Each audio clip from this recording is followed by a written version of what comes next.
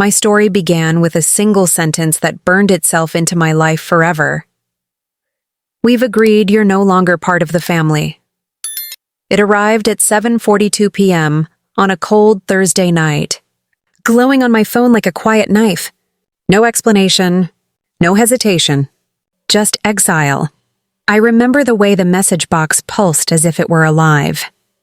I remember the way my thumb shook when I opened it. I remember the way the room felt suddenly smaller, like the walls were leaning in to hear my reaction.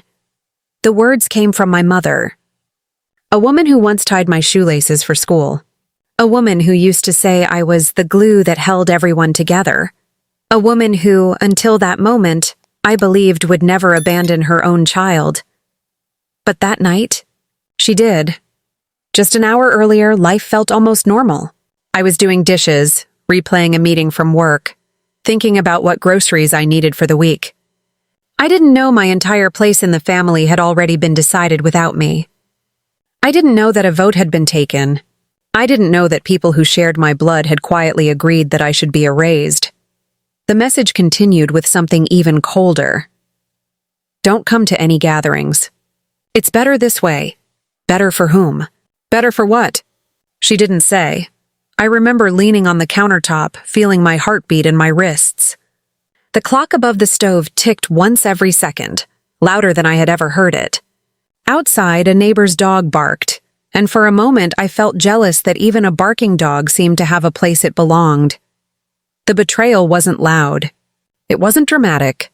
It wasn't a fight, or a slammed door, or an explosion. It was quiet, clinical, decided behind closed doors, in hushed voices. While I went about my life believing I was still loved, I kept staring at the message, reading it again and again, trying to understand what crime I had supposedly committed.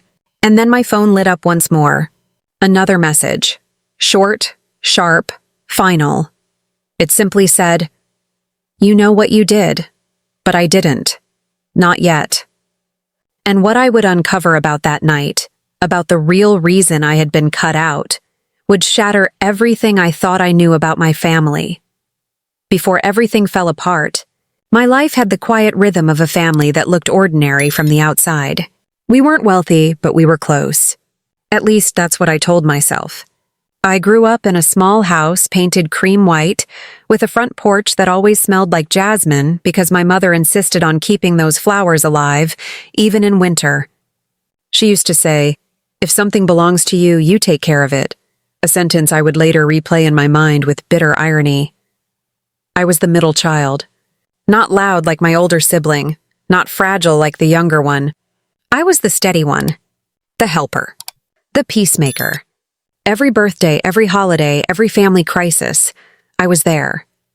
I didn't resent it. I believed that loyalty was the foundation of family. I believed that honor meant showing up even when no one thanked you. My mother and I had a relationship built on routines. Sunday evening tea on the porch, monthly grocery runs where she'd complain about rising prices. The way she'd pat my arm whenever she was proud of something I did. She wasn't affectionate in grand gestures, but I learned to read her subtle ones. A longer hug. A smile in her voice when she introduced me to someone.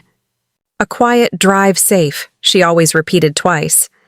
But somewhere around the last year, the rhythm changed. So slowly at first that I barely noticed. It began with simple things. A missed call she used to always return.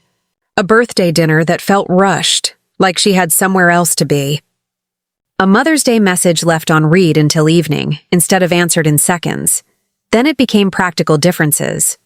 The family group chat, once lively, went quieter. Photos of gatherings I didn't know were happening appeared on my siblings' social media. At first, I convinced myself the timing just hadn't worked. Or maybe people were busy. But the silence lingered. My mother began talking more with my siblings in private, lowering her voice when I entered a room.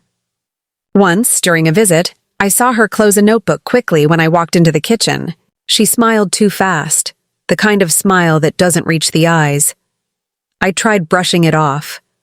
Families go through phases. People get stressed. But small symbols of distance kept showing up like warning signs on a road I didn't want to walk. One afternoon, I came home to find that the password to the shared family photo drive, something we'd all used for years, had been changed. No notification, no explanation, just locked out. When I asked in the group chat, my message got a single reply from my older sibling. "I'll check." They never followed up. The thread moved on without me. Around that time, my mother canceled our Sunday tea 3 weeks in a row. "Not feeling well," she texted. But when I dropped by with groceries, her car wasn't in the driveway. She wasn't home. I told myself maybe she went out to clear her mind. Maybe she forgot to update me. But deep inside, a quiet unease settled. The sense that I was slipping away from them, not by accident, but by design. The emotional distance grew thicker through small acts of erasure. When I visited, conversations paused the second I stepped inside. Guest towels that used to be folded on the bathroom counter suddenly weren't there. I had to ask for one. My favorite mug, the one I'd used for 10 years, disappeared from the cupboard. My place at the dinner table, always the second seat from the left, was taken without question. I kept trying to compensate. Bringing gifts, helping with errands, staying patient through awkward silences. I believed goodwill could fix anything. But every gesture felt like watering a plant that had already been cut from its roots. One evening, during what should have been a simple family dinner, I noticed something that made my stomach sink. My mother received a message on her phone. The screen lit up, and for a brief second, I saw my name in the notification. Not the name she saved me as, just my full name spelled out coldly, like a stranger's. She turned the phone face down instantly and changed the subject with a forced laugh. I pretended not to notice. But my chest tightened. The final shift, the one that told me something was fundamentally wrong, happened 2 months before the text that exiled me. I arrived for a family gathering, and for the first time in my entire life, no one had told me the time was changed. Everyone was already seated at the table, plates half finished. Conversations in full swing. My entrance felt like a disruption rather than a welcome. My mother looked up at me, startled, as though she hadn't expected me to show up at all. "We thought you weren't coming," she said. Even though no one had informed me of the new schedule, I laughed it off, but the room's energy shifted. Chairs remained turned away. Plates weren't cleared for me. There was no, "Let me get you something to eat." Just quiet confusion mixed with something colder. Avoidance. And then, near the end of that evening, something small happened. Something subtle. Something that didn't explode, but whispered that something was deeply, dangerously wrong. As I reached for the family photo frame on the shelf, the one we updated every year, I saw the latest picture inside it. Everyone was there. My siblings, their partners, my mother, even the family dog, everyone except me. My absence wasn't accidental. The photo had been taken recently, and no one had told me about it. That was the moment a chill ran through me, the quiet beginning of the truth I wasn't prepared to face. The truth arrived on a night that felt too quiet for anything dramatic to happen. Rain tapped against my window in uneven rhythms, like it was trying to say something I couldn't yet understand. I was sitting on the edge of my bed, replaying the strange gaps and silences of the past months, when my laptop chimed with a new email. It wasn't from my mother, or my siblings, or anyone familiar. It was from a local legal office. Subject line: regarding the family estate discussion. For a moment, I froze. We had no active estate issues. No pending documents, nothing that required lawyers. I clicked it open, expecting maybe a mistaken address or a spam message. Instead, I saw a forwarded email chain. My name appeared in it, not addressed to me, but discussed by others. Discussed like a problem, a liability, a threat. My mother's message sat at the top of the thread. "We've agreed. Removing them from everything is the safest option. It's better if they don't know until it's finalized." Below it were replies from my siblings. "Yes. Keep them out. Don't tell them anything. We should lock down all access." I stared at the lines. each word slicing through me in slow, deliberate strokes. I reread them, hoping, ridiculously, the letters would rearrange into something less cruel. But they stayed the same. Cold, quiet, certain. The lawyer's note had been meant for one of my siblings, but they had mistyped the email by a single character, and it had landed in my inbox instead. For a long time, I didn't breathe. The room felt suspended in air. The rain outside grew louder, hitting the window like a soft, relentless warning. I scrolled down. The discussion wasn't just about gatherings. It was about completely cutting me out. From decisions, from inheritance, from family identity. They had constructed a narrative around me, painting me as unstable, unreliable, emotionally disruptive. Words I had never heard from them. Descriptions I didn't recognize. At the bottom of the thread was the line that made my throat close. They won't fight it. They never do. The betrayal didn't scream. It simply existed, like a shadow that had always been there but finally stepped into the light. I closed the laptop slowly, as though slamming it shut might make the reality louder than I could handle. The room around me looked different. The lamp too bright, the air too still, the shadows too sharp. I felt like I was floating above myself, watching someone else's life collapse. I walked to the living room and stood by the window. The street outside was empty, washed in the faint orange of streetlights reflecting on wet pavement. A quiet neighborhood. A safe neighborhood. A place where betrayal felt out of place. My phone buzzed. A text from my mother. It arrived at the perfect, cruel moment, as if she sensed the truth had reached me. It's better for all of us this way. No context. No explanation. Just inevitability. I stared at the message until the letters blurred. Part of me wanted to call. To demand answers. To ask how I could be erased by the very people I had centered my entire life around. But another part, the part that finally saw the pattern, stayed completely, unnervingly still. It wasn't a sudden heartbreak. It was the slow realization that love had been draining away long before I noticed. I sank onto the couch, the fabric cold from the unheated apartment. My breath fogged the window slightly as I leaned against it, and over the rain I could hear my own heartbeat. Slow, heavy, deliberate. I didn't cry. Not yet. There was a numbness that came before the pain. A space between shock and understanding. In that space, something inside me shifted. A new kind of clarity rose from the silence. Not anger. Not vengeance, but a cool, steady resolve. I could see now how carefully they had done it. How coordinated it had been. How certain they were that I would accept it. I understood something important. They weren't afraid of me fighting back. They were counting on me not fighting at all. I exhaled slowly, and the decision formed itself without force, without heat, without rage. I wouldn't beg. I wouldn't argue. I wouldn't confront them in a storm of emotion. I would wait. Because sometimes the quietest person in the room is the one who sees the most, and they had forgotten that about me. I won't fight back in anger. I'll wait. The night I chose was ordinary by every surface measure. It was a Sunday, October 18th. The house smelled of coffee and old wood. The table was set the way it always had been for family dinners. White plates, my mother's chipped crystal, a single candle in the center. I had RSVP'd like I always did, but I arrived with quiet intention that made my jacket feel heavy. I did not storm in. I never do. The plan required that I be small, unremarkable, and therefore ignored until the precise moment I would not be. I walked in smiling, because the best lies are broken by calm faces.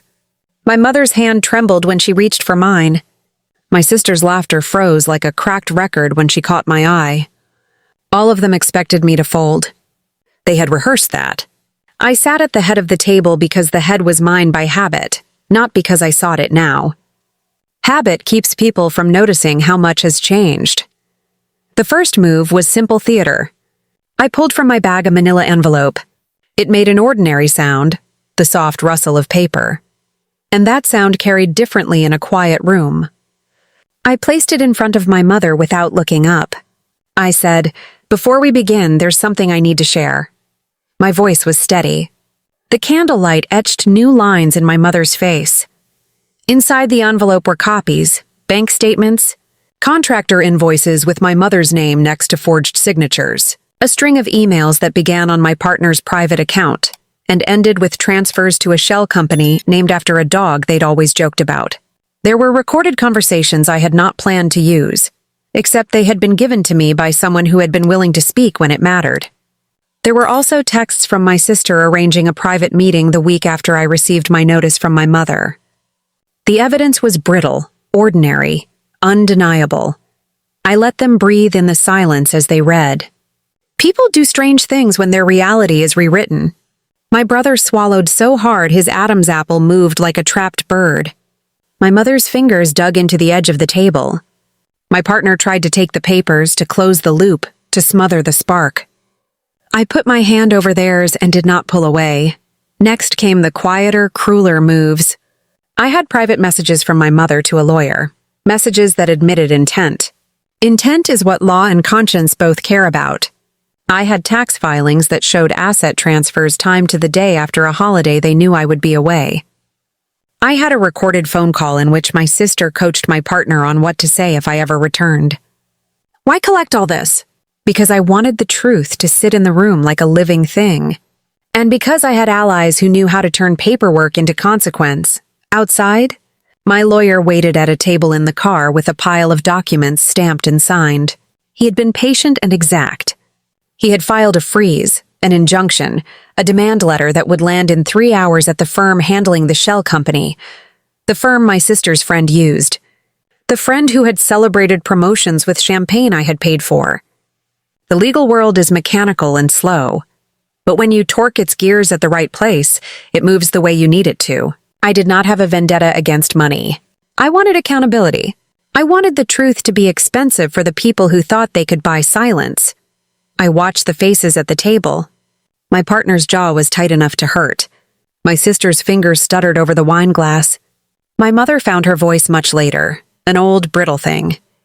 "We thought," she began. The sentence fell. They had thought they could manage the story without me. They had thought my absence would be a blank page they could write over. They had misread the quiet I wore as weakness. I read aloud, because some confessions need witnesses. I read the messages where they half apologized in code, the notes that treated me like a ledger entry, the casual cruelty of choosing a date for my erasure.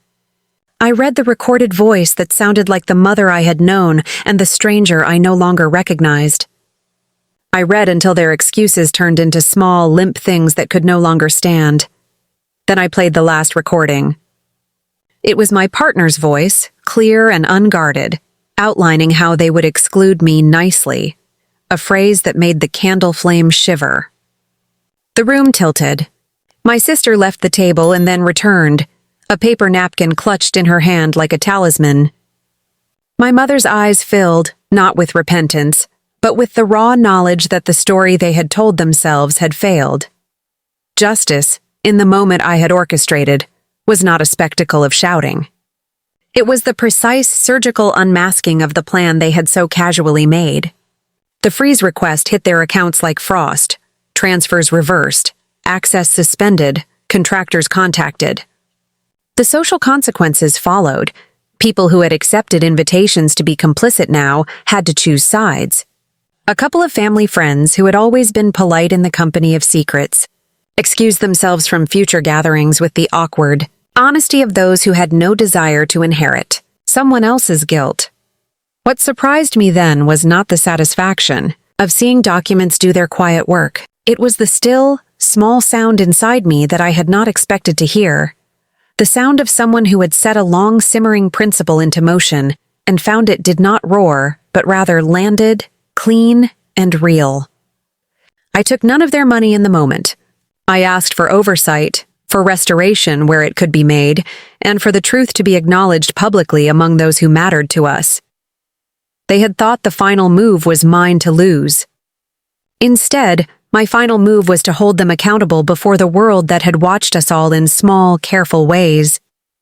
There were phone calls that night, to old friends, to a distant aunt who remembered how I had once stood up for the family when it counted, to a community I had served quietly. The story spread not as rumor but as an unavoidable fact, corroborated by paper and by people who had seen the same pattern I had. When the officers from the civil court arrived the next morning to confirm the freeze, my mother looked at me as if for the first time in years. Her face did something small and human that had nothing to do with law or money. It softened with the weight of truth. My sister's eyes flicked to the door as if considering escape. My partner reached for words and found none. They had no idea what was coming, and in the quiet that followed the unmasking, when the first legal letters sat like stones on the table, I realized the moment of reckoning was only part of the story. What came after, the repair, the choices, the new order, that was the part I had not yet finished writing. What I did next would change everything. The day I had waited for felt impossibly ordinary. I woke before dawn, the sky still bruised purple, and brewed my coffee with my hands steady, as if nothing extraordinary was about to happen. But I knew every move I made, every smile I wore, was a part of the trap I had set for them. Months of patient observation, careful notes, discreet recordings, and legal advice, all of it boiled down to this quiet, ordinary Thursday. I walked into the office where they thought they held control. My mother's eyes, sharp and calculating, barely registered my presence at first. She always assumed I would react with anger, tears, begging, anything but the calm I carried now. My stepfather glanced up from his laptop, smug, unaware that his carefully built facade was about to crumble. I carried a folder, thin, unassuming, yet heavier than any weight I had ever felt. "Do you have a minute?" I asked, my voice low but steady. I didn't give them time to answer before I placed the folder on the table. The contents weren't explosive in the literal sense. They were facts, paper trails, contracts, photos, small discrepancies in their accounts, and emails that traced years of manipulation. Everything meticulously documented, every lie accounted for. The air felt electric, though no one spoke. I watched my mother reach for the folder, the casual confidence she always wore faltering as she flipped through the first few pages. Her fingers trembled just slightly, but it was enough. I didn't speak.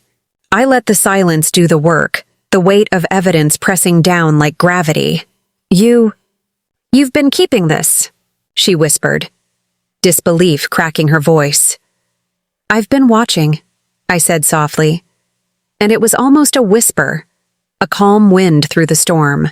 "I've been patient. I didn't want anger to blind me. I wanted the truth to speak for itself. Their faces, a mixture of shock and panic, were everything I had imagined. I stayed composed, letting the documents and recordings tell the story they had tried to hide for years. They tried to argue, to laugh it off, to charm, but the proof was undeniable.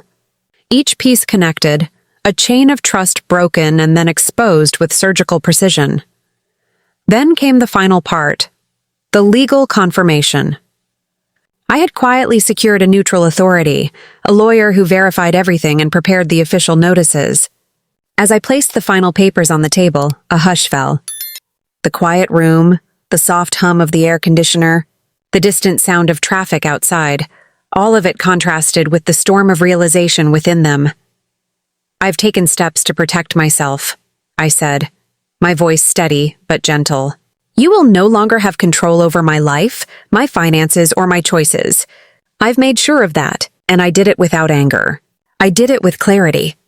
For a moment, they sat frozen, the reality sinking in. Then something unexpected happened. My mother's eyes softened, not with relief, but with recognition of the truth she could no longer deny. There was no screaming, no accusations, just the quiet surrender to accountability. I didn't gloat. I didn't celebrate.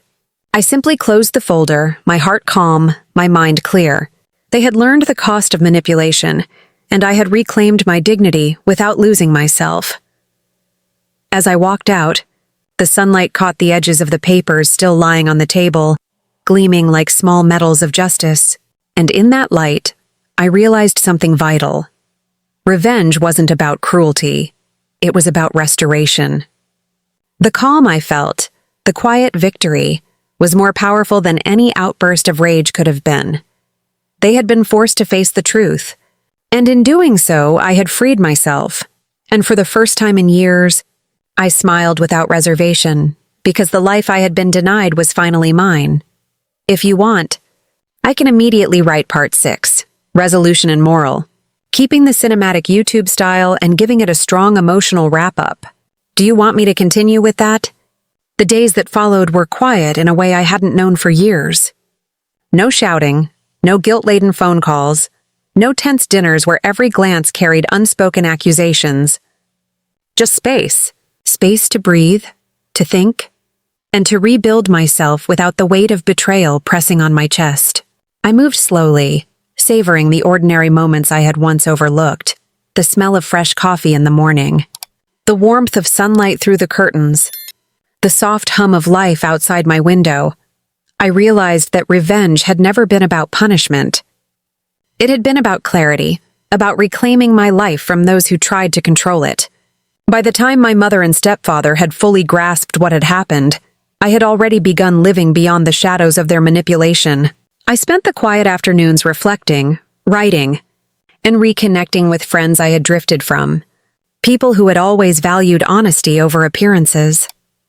I learned that true power lies not in anger or retaliation, but in patience, observation, and the courage to act with precision. Justice, I discovered, is most satisfying when it unfolds without spectacle, quietly, like a ripple in still water that eventually reaches every shore. My sense of peace grew not from seeing them falter, but from seeing myself rise, measured, dignified, and free. Life didn't suddenly become perfect, of course. Pain has a way of lingering. Memories don't vanish overnight, but they became lessons rather than chains. I let go of resentment as carefully as I had collected evidence, understanding that holding on to it would have been the only way they could still affect me. And in that letting go, I found a surprising thing: joy. Small, steady, persistent joy that wasn't dependent on anyone else. Looking back, I see the truth clearly now. The betrayal that once felt like an earthquake had only cleared the ground for me to plant my own roots. I had learned to trust myself, to listen to my instincts, and to never underestimate the power of quiet resolve. Sometimes, I walk past the house where my mother still lives, and I feel nothing but a calm clarity. The storm has passed. The air is clean. The past is a lesson, not a prison, and I understand this. Finally, the most profound revenge is a life well lived. If you felt this story, hit like and subscribe for more deep emotional journeys that remind us of the strength within.